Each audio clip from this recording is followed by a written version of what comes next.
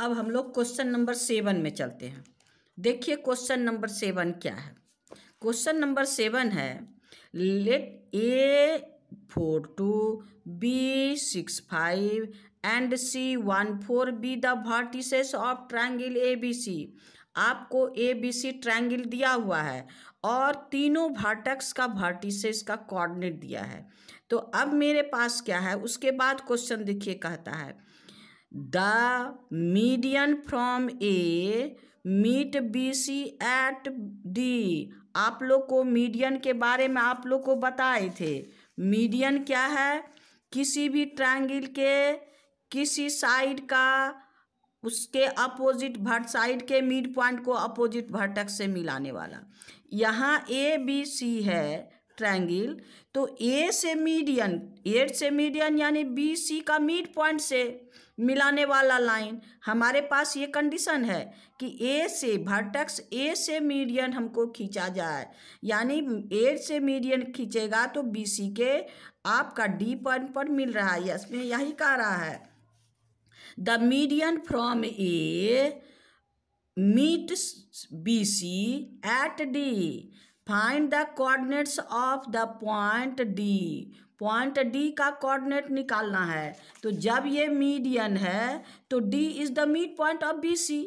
D is the mid point of BC। तो हम लोग का B और C का कोऑर्डिनेट्स पता है और इससे हम लोग मीडियन का कोऑर्डिनेट निकाल सकते हैं। तो चलिए क्वेश्चन नंबर पहले 7 का 1 का आंसर देते हैं। 7 का 1 में है आपका, देखिए ABC A से D तक हम लोग मीडियन, देयरफॉर यहाँ पर लिखेंगे क्या, सिंस आपका गिवन क्या है, given AD is median, AD is median, therefore D is the mid point, D is mid point of AC। अब D जो है BC का मिड पॉइंट है और B और C का कोऑर्डिनेट मेरे पास है। ABC ट्रायंगल में आपका A है 4 2, A है 4 2, B है आपका 6 5, फिगर बना लिए हैं, एंड C है 1 4, C है 1 4। B और C से हम लोग मिड पॉइंट से इसको D का कोऑर्डिनेट निकाल सकते हैं। तो यहाँ पर हम लोग लिखेंगे क्या, coordinate of D। Therefore, coordinate of D mid point से। तो अब देखिए D इक्वल टू क्या है, x1 प्लस x2/2, यानी आपका 6 + 1/2 एंड y1 प्लस y2/2 यानी 5 + 4/2। तो अब आपका 7 ये हो गया 7/2 एंड 9/2, यानी आपका D का कोऑर्डिनेट निकल गया क्या, आपके पास 7/2 एंड 9/2। अब कोऑर्डिनेट निकल गया। अब क्वेश्चन देखिए दूसरा नंबर क्या कहता है। Question number 2, find the coordinate of point P on AD such that AP/PD equal to 2:1। यानी AD पर कोई पॉइंट ऐसा है, AD पर AD मीडियन है, AD पर कोई पॉइंट ऐसा है जो AD को 2:1 में डिवाइड करता है, यानी AP/PD इक्वल टू 2:1। यानी वर्टेक्स यानी AP/PD आपको 2:1। तो हमको P का कोऑर्डिनेट निकालना है। P का ऐसे भी हम लोग 9 क्लास में पढ़े हैं, सेंट्रॉइड। क्या पढ़े हैं, सेंट्रॉइड। और आपको हम सेंट्रॉइड का कोऑर्डिनेट निकालना भी प्रूव करके दिखाए हैं। आपका बेसिक कॉन्सेप्ट में किसी भी ट्रायंगल का सेंट्रॉइड कैसे निकालेंगे। कोई भी ट्रायंगल का मीडियन एक ही पॉइंट पे इंटरसेक्ट होता है। कोई भी ट्रायंगल हो, 3 साइड 3 मीडियन, 3 वर्टेक्स 3 मीडियन, और तीनों मीडियन एक ही पॉइंट पे कटता है। और ये पॉइंट जो है वो मीडियन को 2:1 में डिवाइड करता है। ये हम लोग 9 क्लास में पढ़े हैं। टू रेशियो यानी भाटक 2 टुकड़ा है तो भाटक के साइड वाला टुकड़ा 2 एंड साइड के बेस के तरफ वाला टुकड़ा 1 यानी 2:1 में। अब यहाँ है BE, ये है BE, ये भी 2:1, CF ये भी 2:1, ये डिवाइड करता है। ये सब का इंटरसेक्टिंग पॉइंट को कहते हैं सेंट्रॉइड। क्या कहते हैं? सेंट्रॉइड। जिसको सेंट्रॉइड का आपको हम कोऑर्डिनेट निकालने सिखाए हैं। अगर तीनों भाटक्स का पता है तो कोऑर्डिनेट निकालने हम लोग बेसिक कॉन्सेप्ट में पढ़े हैं। तो अब देखिए, अब इसका हम लोग कोऑर्डिनेट यानी M1 आपका हो गया 2 और M2 1 हो गया। अब हम लोग P का कोऑर्डिनेट हम लेट कर लेते हैं XY, P का कोऑर्डिनेट। तो अब देखिए P का कोऑर्डिनेट क्या है? XY इक्वल टू X, देखिए MX2 यानी 2 × 7/2 MX2, यही ना पढ़े सेक्शन फार्मूला में, MX2 plus M1X2 plus M2X1 यानी आपका ये क्या है? M21 इंटू आपके पास है 4 बाय M1 प्लस M2 यानी 2 + 1 ना। या अब हो गया Y, क्या है? M1 × Y2, M1 × Y2 plus आपका M2 × Y1, M2 हो गया 1 × Y1, ये हो गया आपका 2 बाय M + 1। तो ये आपका 2 2 कैंसिल, ये भी 2 2 कैंसिल। अब क्या हो गया? 7 + 4 बाय 2 × 2 + 1 3, ये हो गया 9 + 2 बाय 3 यानी 11/3, ये भी 11/3 यानी कोऑर्डिनेट्स। देयरफॉर आपका कोऑर्डिनेट्स ऑफ, देयरफॉर P का कोऑर्डिनेट्स क्या हो गया? आपका 11/3 एंड 11/3 यानी P का कोऑर्डिनेट मेरा निकल गया। अब आइए क्वेश्चन नंबर इसका 2 में देखिए। 2 में क्वेश्चन क्या कहता है? Find the coordinate of Q and R on the median BE and CF।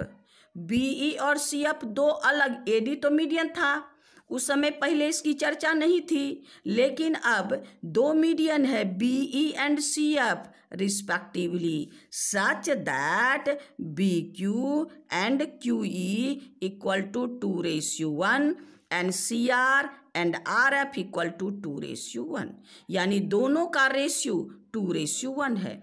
BE पर कोई पॉइंट है, कौन? Q ऐसा पॉइंट है जो BQ ratio QE equal to 2:1 and CF पर R कोई पॉइंट है जो आपको CR ratio RF equal to 2:1। तो हमको कहता है फाइंड द कोऑर्डिनेट। अब इसका Q का भी कोऑर्डिनेट एंड R का भी कोऑर्डिनेट।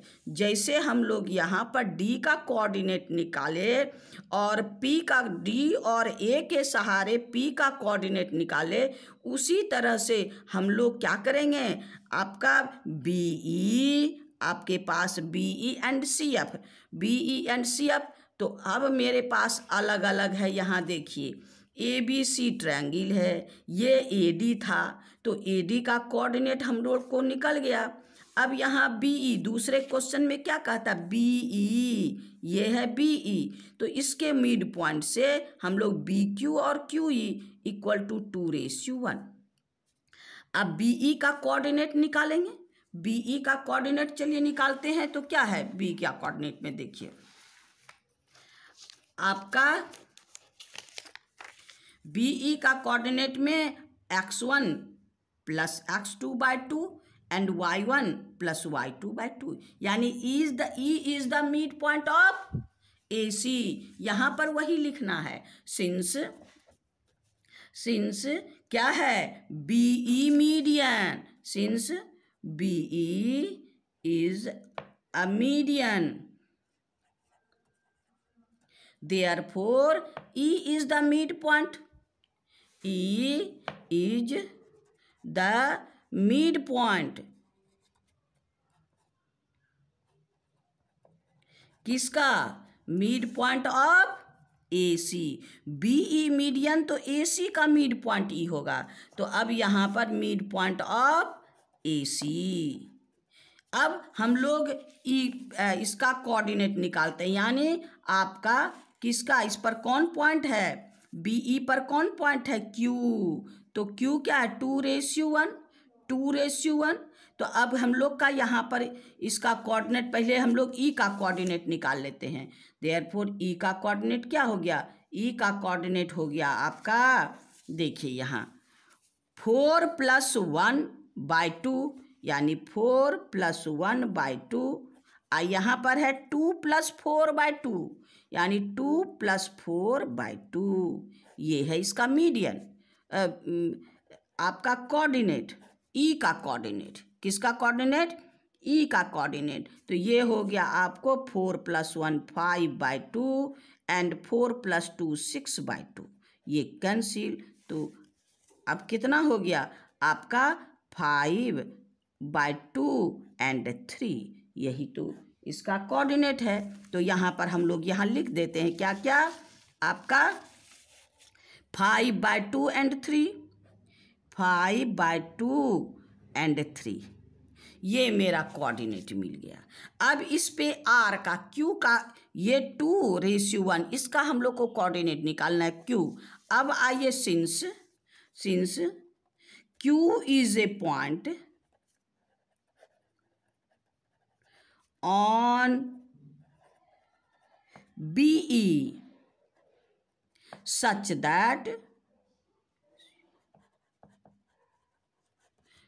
that क्या आपका BQ ratio QE equal to 2:1, 2:1। अब इससे हम लोग इसका कोऑर्डिनेट निकालेंगे। अब आइए, coordinate of Q, therefore coordinate of Q equal to, आइए, ये है आपका M1, ये है M2। M1 equal to 1, M1 equal to 2, M2 is equal to 1, है ना। अब आइए, M1x2, यानी M1 हो गया 2, x2 हो गया 5/2, प्लस M2x1, यानी 1 × 6 बाय M+1, यानी M1 + M2, यानी 2 + 1। ये हो गया x।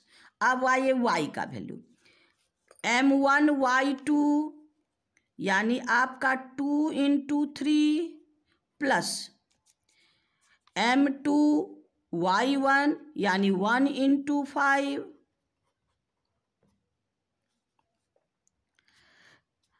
M1y2 2 × 3 plus M1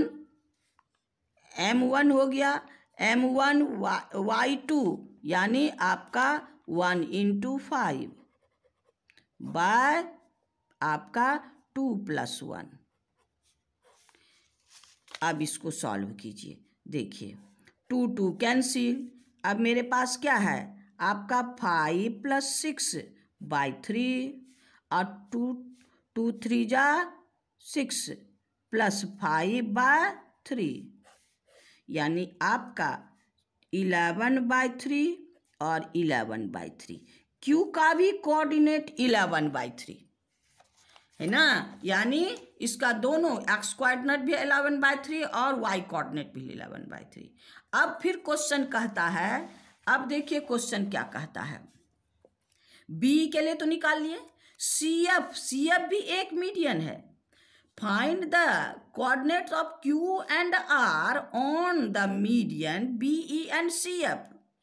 Q आपका BE पर है मीडियन पर, R CF पर है, तो हमको CF भी कौन सा? Such that CR/RF is equal to 2:1। तो हमारे पास R का भी कोऑर्डिनेट चाहिए, ये भी क्वेश्चन हमको कह रहा है।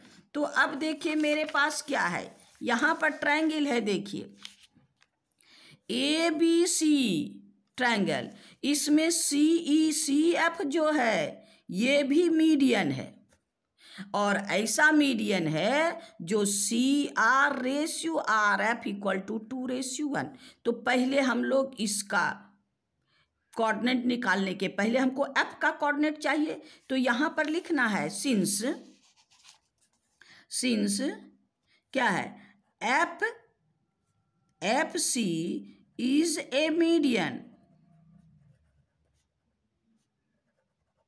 देयरफॉर क्या, F is mid point of किसका, F is mid point of AB का मिड पॉइंट है, तो यहाँ है ऑफ AB। अब इससे हम लोग AB का कोऑर्डिनेट F का A और B से, A एंड B से हम लोग F का कोऑर्डिनेट निकालते हैं। अब आइए F का कोऑर्डिनेट, F का कोऑर्डिनेट क्या हो गया आपका, कोऑर्डिनेट ऑफ F देखिए x1 + x2/2 यानी 6 + 4/2, y1 + y2/2 यानी आपका 5 + 2/2। तो ये मेरा क्या हो गया, 6 + 4 10/2 और 7/2 5। अब हो गया मेरा 5 एंड 7/2, यानी ये किसका कोऑर्डिनेट है, F का कोऑर्डिनेट है। तो यहाँ पर इसको लिख दीजिए, ये क्या है 5 एंड 7/2 हो गया। अब हमारे पास क्या है कि दोनों का रेशियो है सेक्शन फॉर्मूला से, फिर R का कोऑर्डिनेट निकालना है। Since R A point on CF such that क्या है, CR/RF इक्वल टू 2:1, यहाँ भी वही है। अब XY का फिर इसका वैल्यू निकालना है हमको, तो इसमें आप कोऑर्डिनेट ऑफ R निकालिए। R के लिए क्या है, देखिए आपका M1 x2 यानी आपका 2 × 5 M1 x2 प्लस आपका M2 × x1 यानी प्लस 1 × 1 बाय आपका 2 + 1, ये x का हो गया। अब y के लिए 2 × 7/2 प्लस 2 × 7/2 × 1 × 4 बाय 2 + 1 हो गया। तो ये 2 कैंसिल, R का कोऑर्डिनेट 10 + 1/3 और ये हो गया 7 + 4/3। अब ये हो गया आपको R, ये भी आ गया 11/3 एंड 7 + 4 ये भी है 11/3, यानी PQR तीनों का कोऑर्डिनेट क्या हो गया 11/3, यानी तीनों मीडियन है और तीनों का कोऑर्डिनेट 11/3। अब तीनों का कोऑर्डिनेट तो निकाल लिए। अब क्वेश्चन नंबर आप देखिए 4 में क्या कहता है, व्हाट डू यू ऑब्जर्व, आप ऑब्जर्व क्या किए, द कोऑर्डिनेट ऑफ, यहाँ पर है इसका आंसर क्या है, the coordinate of PQ and R, यानी यहाँ से हम लोग ले लेते हैं। अब सेम ये हो गया BE, ये हो गया आपका CF है ना। और सब का ये कोऑर्डिनेट क्या है 11/3 एंड 11/3। तो हम लोग यहाँ पर क्या लिखेंगे, सिंस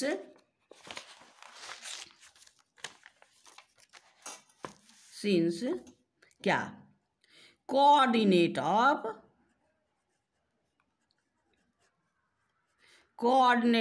क्या P, Q and R same, सब सेम है ना, इज इक्वल टू 11/3 और 11/3। Therefore P, Q and R are the same point, सभी एक के अलग अलग 3 पॉइंट नहीं है, सेम पॉइंट है, सेम पॉइंट विच इज क्या सेंट्रॉइड ऑफ ट्रायंगल ABC।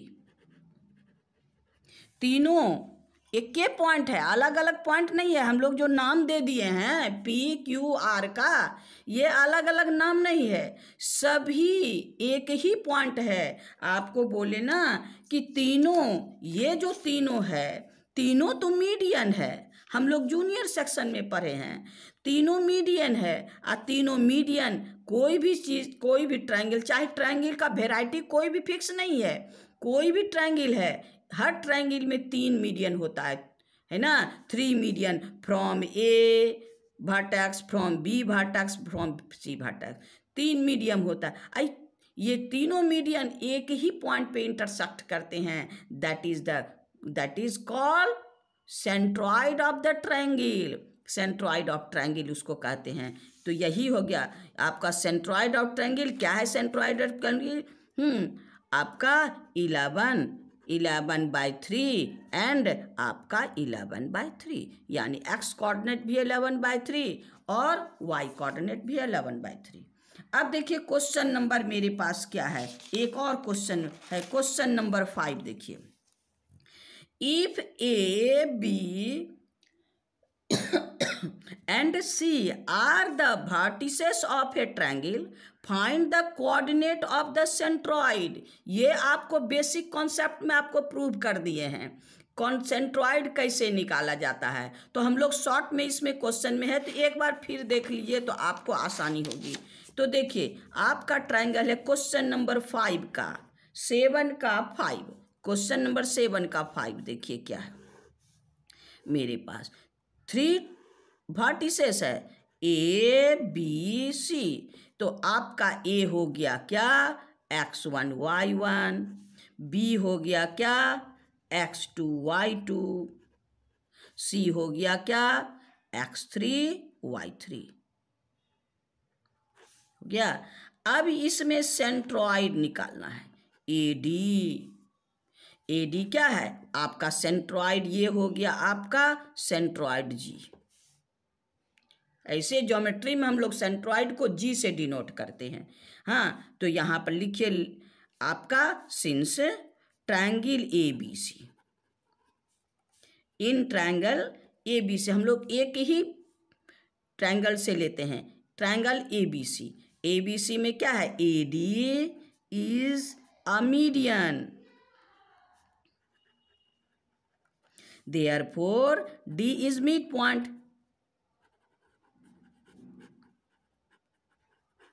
है ना, D is midpoint। a G centroid which is divide the median, divide the each median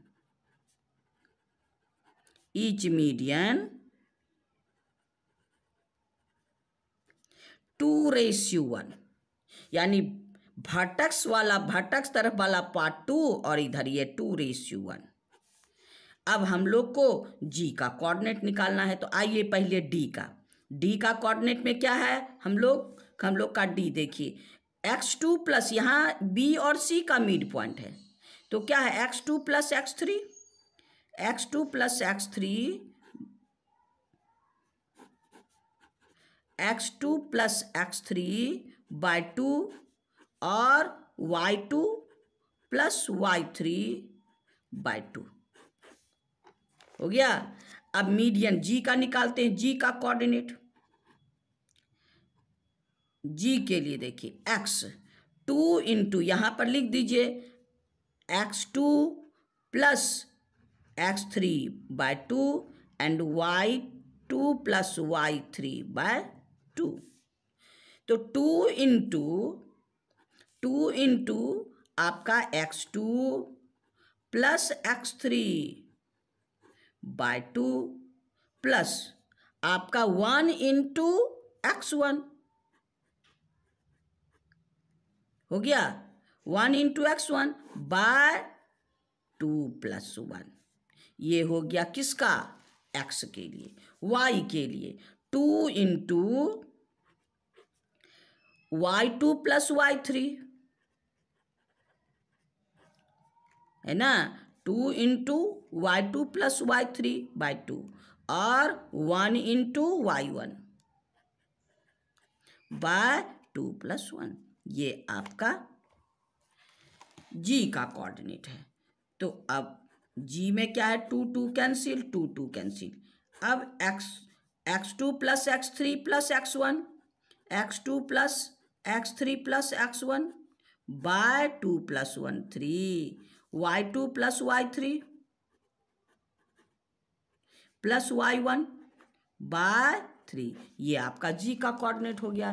इसको आराम से सजा लीजिए, यानी g का coordinate of centroid x1 plus x2 plus x3 by 3 and y1 plus y2 plus y3 by 3। यही तो आपका कोऑर्डिनेट है सेंट्रॉइड का, हम लोग डायरेक्ट निकाल सकते हैं। तो इस तरह से हम लोग का क्वेश्चन का जो 7 है उसका सभी क्वेश्चन, हम 7 का 5 क्वेश्चन थे, सभी क्वेश्चन का हम लोग आंसर दे दिए और आप शांति से देखें ना। अब देखिए हम लोग क्वेश्चन नंबर 8 में चलते हैं। चलिए अब हम लोग क्वेश्चन नंबर 8 में चलते हैं, इस चैप्टर का लास्ट क्वेश्चन। और ये क्वेश्चन के बाद हम लोग का कोऑर्डिनेट ज्योमेट्री खत्म हो जाएगा। सबसे लास्ट क्वेश्चन देखिए, ABCD is a rectangle formed by the point A का coordinate -1 1, B -1 4, C 5 4 and D 5 -1। Coordinate P, Q, R and S are the midpoint of the side AB, BC, CD and AD respectively. Is the quadrilateral PQR a square? क्या square होगा? और अगर square नहीं तो क्या rectangle है? और नहीं तो रोम्बस है। अब 3 में से एक हमको ये दिखाना है, 3 में से, यानी या तो स्क्वायर होगा, नहीं तो रेक्टेंगल होगा, नहीं तो रोम्बस होगा। अब पहले हम लोग इसको पहले देखिए क्या है, तीनों में डिफरेंस क्या है। तीनों में यानी स्क्वायर रेक्टेंगल, ऐसे हम लोग 9 क्लास में ज्योमेट्री में पढ़े हैं, पैरेललोग्राम में ज्योमेट्री में हम लोग प्रूव किए हैं स्क्वायर क्या है, रेक्टेंगल क्या है, पैरेललोग्राम। ये तीनों पैरेललोग्राम है, स्क्वायर भी पैरेललोग्राम का पार्ट है, रेक्टेंगल भी पैरेललोग्राम का पार्ट है और रोम्बस भी पैरेललोग्राम का पार्ट है। कुछ स्पेशल रिलेशन है उसके साइड और डायगोनल में, तो हम लोग उसको स्क्वायर, रोम्बस या रेक्टेंगल का नाम देते हैं। अब देखिए पैरेललोग्राम आपका है, इसमें अपोजिट कोई भी क्वाड्रिलेटरल है, अपोजिट साइड पैरेलल हो गया तो वो पैरेललोग्राम हो गया, है ना। अपोजिट साइड अगर पैरेलल हो गया तो पैरेललोग्राम हो गया। इसमें और कोई कंडीशन की जरूरत नहीं है पैरेललोग्राम प्रूव करने के लिए। Opposite side equal and opposite side parallel, आप अपोजिट साइड इक्वल भी कर दीजिएगा तो भी पैरेललोग्राम हो जाएगा, अपोजिट साइड पैरेलल भी कह दीजिएगा तो भी पैरेललोग्राम प्रूव करने के लिए कोई परेशानी नहीं है। और हम लोग मिड पॉइंट थ्योरम में 9 में भी पढ़े हैं, कोई भी क्वाड्रिलेटरल हो उसका मिड पॉइंट को जब मिलाते हैं, कोई भी जैसा भी क्वाड्रिलेटरल है उसका क्वालिटी का हमको कोई रिस्ट्रिक्शन नहीं है। अगर मिड पॉइंट को मिलाते हैं, ये ज्वाइन करते हैं, तो ये हमेशा पैरेललोग्राम बनता है ना। तो यहाँ पर तो पैरेललोग्राम तो ही बनेगा, लेकिन ये पैरेललोग्राम में अगर आपका चारों साइड इक्वल हो, यानी जो पैरेललोग्राम का एडजस्ट अपोजिट साइड तो इक्वल होता ही है, एडजेसेंट साइड इक्वल हो गया तो रोम्बस हो गया। क्या हो गया? एडजेसेंट साइड इक्वल हो गया तो रोम्बस हो गया। और अगर एडजेसेंट साइड और डायगोनल भी इक्वल हो जाए तब वो रोम्बस क्या होगा? स्क्वायर हो जाएगा। पैरेललोग्राम में आपका opposite side equal, parallel and equal, ये रेक्टेंगल में भी होता है। रेक्टेंगल में सभी एंगल कितना डिग्री होता है? 90 डिग्री होता है रेक्टेंगल में। ये भी 90, ये भी 90, सब 90। ये पैरेललोग्राम में नहीं होता। पैरेललोग्राम में सिर्फ अपोजिट एंगल इक्वल होता है। इसका रेक्टेंगल का डायगोनल भी इक्वल होता है। लेंथ ऑफ डायगोनल इक्वल, अगर ये 4 सेंटीमीटर का है तो ये भी 4 सेंटीमीटर होगा, और ये डायगोनल इसका इक्वल नहीं होता। उसी तरह से स्क्वायर और रोम्बस, स्क्वायर चारों साइड इक्वल हो गया, कोई भी क्वाड्रिलेटरल का स्क्वायर नहीं होगा, वो रोम्बस कहलाएगा। क्या कहलाएगा? रोम्बस। अगर चारों साइड कोई भी क्वाड्रिलेटरल का चारों साइड इक्वल हो, ये तो वो रोम्बस का नाम देंगे। उसको स्क्वायर का कोई बच्चे स्क्वायर कह देते हैं, ऐसा नहीं करना है। अगर all sides of quadrilateral are equal then it is called rhombus, not square. अब उसी में अगर और भी एंगल, चारों एंगल अगर 90 हो तभी उसको स्क्वायर कहते हैं, और नहीं 90 प्रूव करेंगे तो उसका डायगोनल इक्वल हो जाएगा। डायगोनल यानी चारों साइड भी इक्वल और डायगोनल भी दोनों आपस में इक्वल, तब ये स्क्वायर होगा। अगर डायगोनल इक्वल नहीं है तो वो रोम्बस होगा। यही चीज़ यहाँ प्रूव करना है। तो अब देखिए मेरे पास आपका ABCD आपका इस रेक्टेंगल दिया हुआ है। इस रेक्टेंगल का मिड पॉइंट PQRS, ये जो PQRS को हम लोग क्रम से मिलाते हैं, इससे भी एक क्वाड्रिलेटरल बना। ये क्वाड्रिलेटरल 3 में से या तो स्क्वायर होगा, नहीं तो रेक्टेंगल होगा, और नहीं तो रोम्बस होगा। कौन होगा इसी को प्रूव करना है। पहले तो हम इसको वर्टेक्स निकालेंगे, क्योंकि ये सभी मिड पॉइंट है। अब मिड पॉइंट से हम इसका पहले मिड पॉइंट का वर्टेक्स का कोऑर्डिनेट निकालेंगे, तभी कुछ करना है। तो यहाँ पर लीजिए since P is midpoint of AB, mid point of AB, तो P का कोऑर्डिनेट आपका क्या हो गया? -1 -1/2 x1 + x2/2, और y -1 + 4 -1 + 4/2। तो ये हो गया आपको -2/2 एंड 3/2। तो ये सॉल्व होगा तो मेरे पास क्या आएगा? -2 में 2 से डिवाइड करेंगे तो आपका हो जाएगा -1 एंड 3/2। ये हो गया -1 एंड 3/2। P का कोऑर्डिनेट निकल गया। अब हम लोग Q का कोऑर्डिनेट निकालेंगे। यहाँ पर since Q is mid point of BC, किसका मिड पॉइंट है? BC का। तो ये हो गया आपको BC। तो अब Q का कोऑर्डिनेट क्या हो गया? -1 + 5 -1 + 5/2 एंड 4 + 4/2। तो ये हो गया आपका 4/2 -1 + 5 4, अब 4 + 4 8/2। अब 2 2 जा 4, 2 4 जा 8, तो आपका Q का कोऑर्डिनेट क्या निकल गया? 2 4, Q का कोऑर्डिनेट में निकल गया। अब यहाँ पर Q में हम लोग लिख देते हैं क्या? 2 4। आपका अब हम लोग डायरेक्ट R भी तो मिड पॉइंट है, तो R का कोऑर्डिनेट निकाल लीजिए। R का कोऑर्डिनेट क्या? 5 + 5/2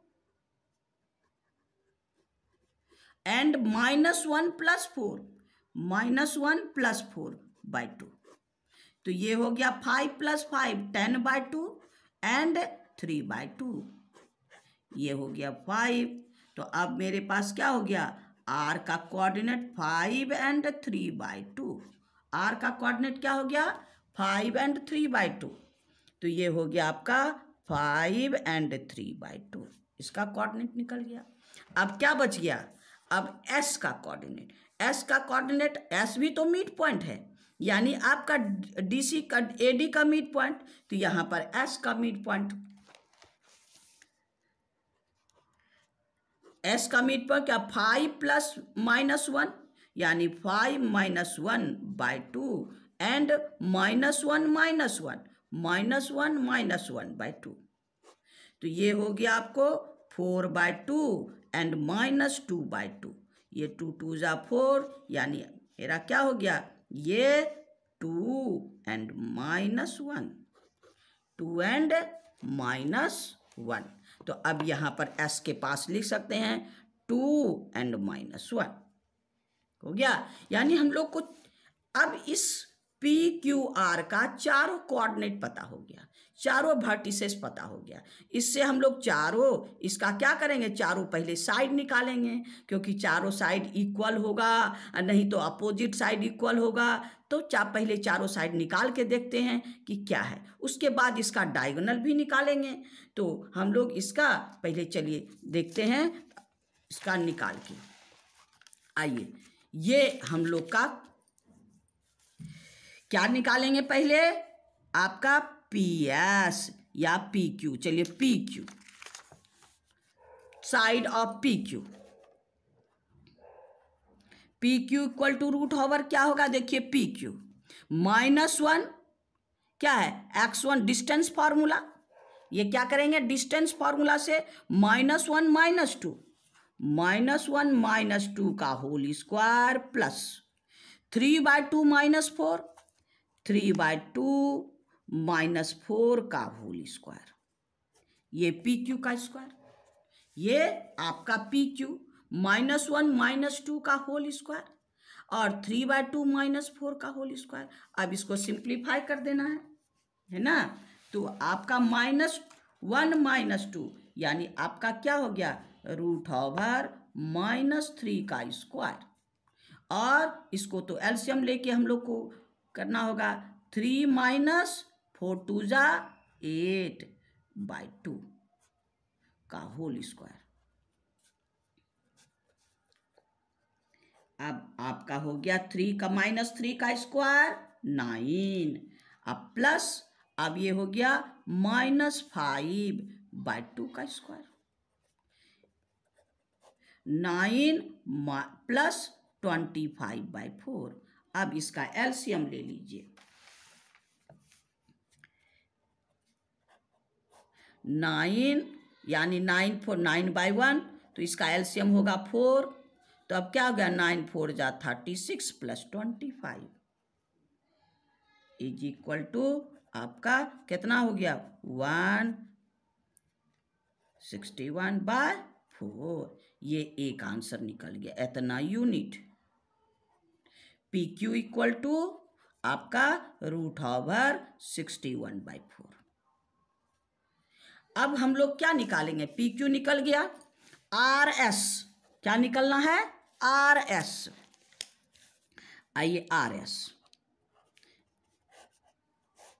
RS में 5 - 2 होल स्क्वायर, 3/2 -4 हो गया,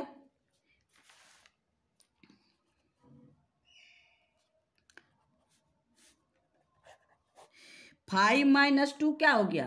आपके पास 3 का स्क्वायर। अब फिर इसका एलसीएम लेंगे हम लोग। 3 माइनस 4 2 जा 8,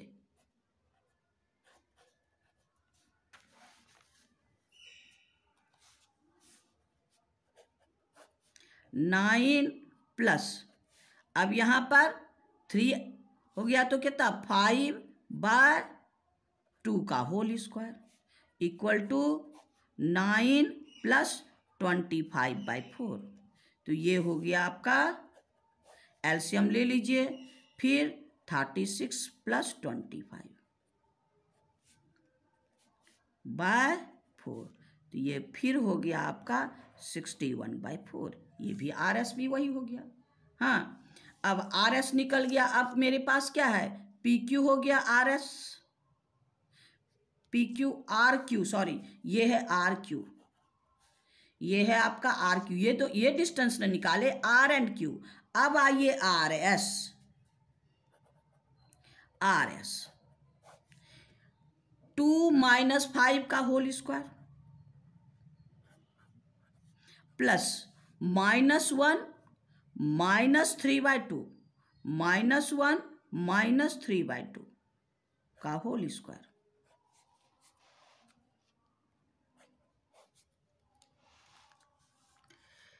तो ये हो गया -3 का square and minus plus -2 minus 3/2 का होल स्क्वायर, 9 प्लस -5/2 का स्क्वायर, 9 प्लस 25/2 4। अभी फिर वही हो जाएगा, यानी आपका 36 प्लस 25/4 इज इक्वल टू √61/4। ये भी। अब रह गया मेरे पास क्या, एसपी। एसपी निकाल लेना है। SP 2 minus minus +1, 2 + 1 plus -1 minus 3/2,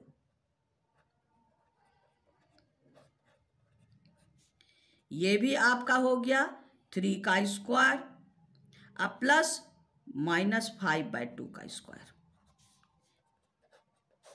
ये हो गया आपका 9 और 25/4।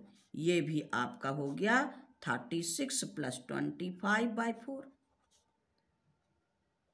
√61/4। ये भी चारों साइड सेम आया।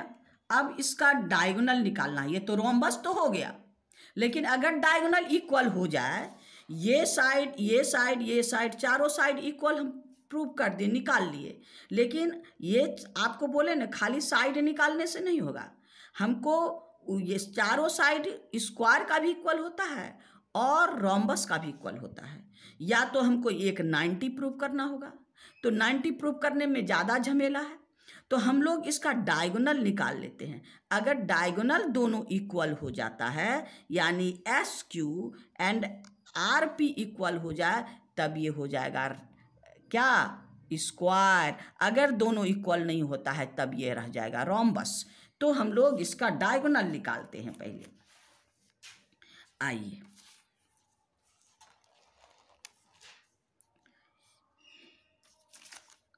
डायगोनल हम लोग क्या करेंगे, आपका पहले पी आर निकालना है। P R 5 minus minus +1, 3/2 minus 3/2 का होल स्क्वायर। तो ये हो गया 6 का स्क्वायर, ये दोनों कैंसिल, तो ये हो गया 0 इक्वल टू 6 का स्क्वायर, तो इक्वल टू 6। पी आर मेरे पास निकल गया। अब क्या चाहिए, एस क्यू। यहां लिखिए डायगोनल। अब एस क्यू, SQ2 माइनस 2 का होल स्क्वायर प्लस -1 -4 -1 -4 का होल स्क्वायर, तो ये तो 0 हो गया, प्लस -1 -4 -5, तो अब मेरे पास क्या हो गया, ये 5 का स्क्वायर 25 इक्वल टू 5। अब यहां देखिए, सिंस क्या है, साइड्स आर इक्वल, सिंस क्या है आपका PQ equal to RQ equal to RS equal to SP, है ना, but diagonal PR is not equal to SQ, therefore PQRS a rhombus. देखिए, यही तो हमको प्रूव करना था, यानी रेक्टेंगल अपोजिट साइड इक्वल होता तो खाली रेक्टेंगल, तब हम लोग सोचते रेक्टेंगल पैरेललोग्राम, लेकिन ये चारों साइड इक्वल है और डायगोनल भी इक्वल है, देयरफॉर इट इज रोम्बस। तो आपका आज क्वेश्चन नंबर 8 कंप्लीट और एक्सरसाइज भी कंप्लीट, और कोऑर्डिनेट ज्योमेट्री भी आपकी NCERT बुक में जितना है वो कंप्लीट। आपको अगर उतने काम कर रहे हैं, अगर आपको अच्छा लगे वीडियो तो लाइक कीजिए, शेयर कीजिए, और अगर आप सब्सक्राइब नहीं किए हैं तो सब्सक्राइब जरूर कीजिए। आपको अस्थिर से देखिएगा, एक बार समझ में नहीं आए, बार बार कहते हैं 2 बार देखिए, टेंशन नहीं लेना है, आप अस्थिर से पढ़िएगा तो आपको मैथ जरूर समझ में आएगा। चाहे वो हम हिंदी में सरलता से इसलिए बोलते हैं ताकि हिंदी मीडियम स्टूडेंट और इंग्लिश मीडियम स्टूडेंट दोनों इसको कवर कर पाए। वीडियो देखने के लिए थैंक यू। हम लोग नेक्स्ट वीडियो में मिलेंगे।